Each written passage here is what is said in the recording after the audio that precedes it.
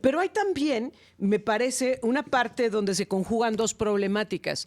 Una, la del acceso a la salud, y dos, la que tiene que ver con justamente esta elección a la que hemos llevado a quienes procuran e imparten justicia. ¿Por qué? Porque cuando hay una deficiencia en un sector, el Poder Judicial entra para compensar. Pero ¿qué pasa cuando llevamos al Poder Judicial a una situación como esta? Bueno, pues lo que estamos viendo es uno de estos casos que el licenciado José Mario de la Garza ha estado acompañando, y yo, como siempre, le agradezco mucho que lo comparta con nosotros. Muy buenos días, José Mario, ¿cómo estás? Hola Erika, qué gusto saludarte, muy buenos días. También saludo a Jonathan y a todo el auditorio. Hola, licenciado. A ver, José Mario, platícanos de este caso, de este niño con una necesidad de un aparato auditivo, y cuál fue pues el camino que tuvo que recorrer para poder recibir la atención a la que tendríamos derecho todos los mexicanos. Mira, este es un joven que se llama José Vidal, que vive en el estado de Michoacán, Erika, y que por una mala práctica médica, también en hospitales de seguridad pública del estado, se quedó sordo de los dos oídos. Le hicieron una mala praxis médica y eso trajo como consecuencia que quedara sordo. Entonces, pues empezó este peregrinar de sus papás y de su familia para poder resolver el problema de la sordera. Se determinó que este problema se podría corregir con un implante. Se llaman estos implantes cocleares. Son implantes bastante complejos, pero logran que una persona que está sorda pueda volver a escuchar. Estos implantes, Erika, en una clínica privada, aproximadamente por la investigación que hemos hecho nosotros, tienen un costo entre de 400 y 500 mil pesos poderte hacer un implante de esta naturaleza, por la tecnología que implica y por el tipo de operación que te tienen que hacer. Nos encontramos que los reglamentos que tiene el propio Seguro Social establecen una prohibición para que se hagan estos implantes.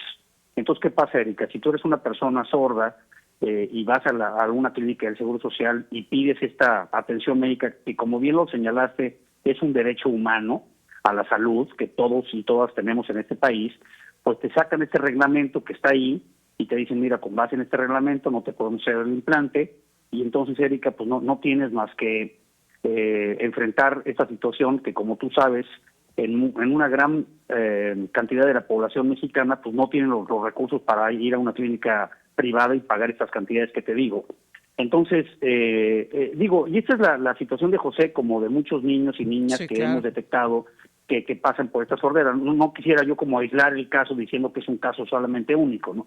Aquí, gracias al equipo de la organización de Perteneces, y de abogados y abogadas que nos hemos puesto a trabajar en defender estos derechos humanos, promovimos un juicio de amparo en nombre de este menor y nos acaban de dar una resolución que ordena pues que se le hagan los implantes y que, con independencia de lo que diga este reglamento, el reglamento no puede estar por encima de los derechos humanos. Claro. Pero como bien dices, Erika, estamos llevando los temas de salud a la necesidad de promover juicios. Imagínate que tú, para que tu hijo o tu hija pueda escuchar, pues tienes que buscar ampararte, y ir a un tribunal y que te den una resolución y que esa resolución se ejecute.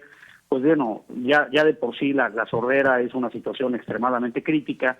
Imagínate todavía que tener que enfrentar la necesidad de un juicio. Aquí, afortunadamente, pues el juzgado entendió muy bien el asunto, nos dieron una resolución con bastante rapidez y estamos ya por iniciar el proceso para que se haga el implante coclear, Sí. y José pueda volver a escuchar. Ese es el Pero a ver, resumen del caso. José Mario, hay varias cosas que me preocupan al respecto. La primera de ellas es cuántos casos más como este se pueden estar registrando y donde pues no hay este acompañamiento, no hay este conocimiento público, y entonces los pacientes se quedan sin la atención.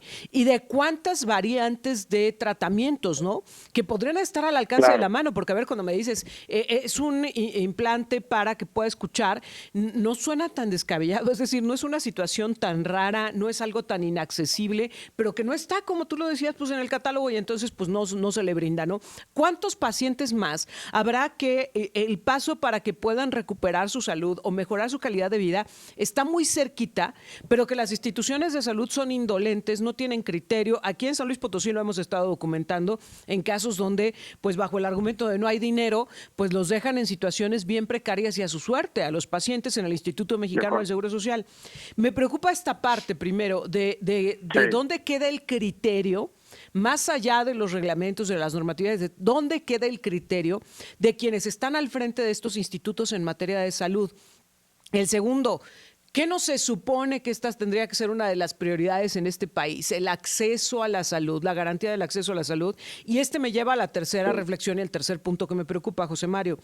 Hoy, pues quien ha resuelto este asunto es el Poder Judicial, pero es un Poder Judicial que se nos va a elecciones y que por lo pronto hoy está distraído en ello, pero que además lo que nos han dicho quienes hoy están en el Poder Judicial es que una vez que lleguen quienes resulten electos en este proceso, pues se van a enfrentar a un rezago tremendo. ¿Cuánto va a tardar que resuelvan un asunto como este que es prioritario porque es de acceso a la salud? De acuerdo. Mira, en relación con el número de personas, yo te diría que en este tema de sordera que nosotros nos hemos empezado a involucrar, porque nos han estado llegando casos con bastante frecuencia. Yo fíjate que primero pensé que era un problema pues menor, yo así lo entendí, ¿no? Como que no era un problema tan frecuente, pero mira, nosotros ya llevamos atendidos en lo que va del año 30 asuntos que tienen que ver con niños y niñas sordos. O sea, nosotros como organización, lo que nos dicen las personas expertas que están atendiendo esta problemática es que hay muchísima cantidad de personas con sordera. También hay una población adulta, Erika, adultos mayores que están sordos, que también podrían ampararse, digamos, o pedir un implante, ¿no? Porque también hay una población que por la edad y por cuestiones de enfermedades quedan sordos. Entonces, fíjate que pues parece como que es una población pequeña, pero no lo es una población bastante grande. Y no todo el mundo tiene acceso a los amparos, Erika. Pues esto es una situación pues que tienes que encontrar a las familias y promover juicios. No es una cuestión, como tú dices, que se vuelva fácil de manejar, ¿no? Cada juicio es bastante complejo. Entonces, sí, efectivamente, los números son mucho mayores de lo que nos imaginamos. Y como tú también señalas, ¿no? No nada más es la sordera, pues es el cáncer, es la diabetes, es Claro. hacerte una cirugía, es que te entreguen medicamentos, es que te atiendan, es que te den una cita, es que te den un seguimiento. O sea, estamos hablando de la sordera, pero podríamos sentarnos tú y yo toda la mañana a hablar de cientos y de miles de casos que están igual, ¿no? Y que como bien señalas, pues las personas que trabajan en estas instituciones se cogen de un reglamento y de ahí no lo sacas y de ahí no te hacen la operación en este caso, ¿no? Cuando el derecho humano está por encima de todo y no deberíamos de tener un reglamento que prohíba que un niño pueda tener una operación para poder escuchar. Imagínate lo grave que es que un niño no pueda desarrollarse, que no pueda llevar a cabo su proyecto de vida porque está sordo y porque en las clínicas no le quisieron hacer una operación.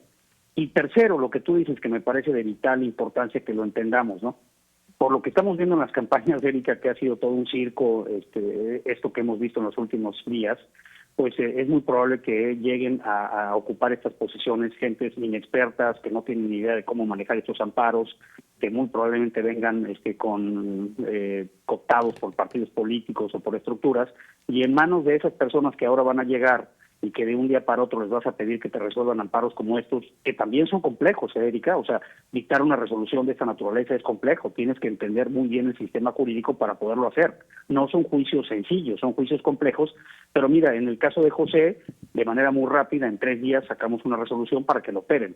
Como tú dices, si esto se va a convertir en un asunto de retrasar, de no entender, o de negarte, Erika, también, ¿no? Porque se puede pensar que muchos de estos jueces van a llegar con una visión protectora del Estado, van a pensar que llegaron a ver...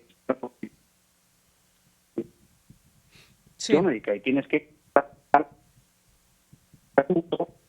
y la persona sigue estando sorda y sigue afectándose su vida y su relación con todo el entorno, ¿no? Entonces, bien señalas esto, me parece que va a ser, los que más van a sentir la afectación ahorita son las personas humildes, son las personas de escasos recursos que acudían al juicio de amparo para defender sus derechos humanos, y ahora me preocupa, igual que a ti, muchísimo el que vamos a desmantelar toda esta estructura. Y estos casos que tú y yo estamos platicando el día de hoy, pues quizás en unos meses más, Erika, estemos platicando tú y yo en cómo se lo negaron, en cómo no le dieron el amparo, en cómo no se le otorgó una resolución, y estemos platicando otras historias y estemos incrementando la tragedia que ya de por sí existe en México en el tema de salud. Sin duda, y esto es un tema de verdad bien preocupante porque lo que va de por medio, lo decíamos, ¿no? En muchos casos es la vida, la salud, la calidad de vida de las personas, no es un asunto menor, tendría que ser prioritario y lamentablemente evidentemente pues no lo está resultando ni para quienes están dentro de la estructura del sector salud. Y bueno, pues vamos a ver qué es lo que sucede también en quienes tendrían que resolver sobre temas como estos. Licenciado José Mario de la Garza, como siempre, muchas gracias. Gracias, Erika. Y también quedamos abiertos para que si el auditorio alguien tiene algún problema similar a esto, nos contacten y nos busquen, y con mucho gusto. Acuérdate que esto lo hacemos de forma gratuita y ponemos a disposición la organización de pertenencias para poder buscar personas en San Luis o en cualquier lugar de la República que nos escuchen para promover esos amparos. Estamos a la orden, Erika. Gracias, licenciado. Muy buenos días. Muy buenos días. El licenciado José Mario de la Garza.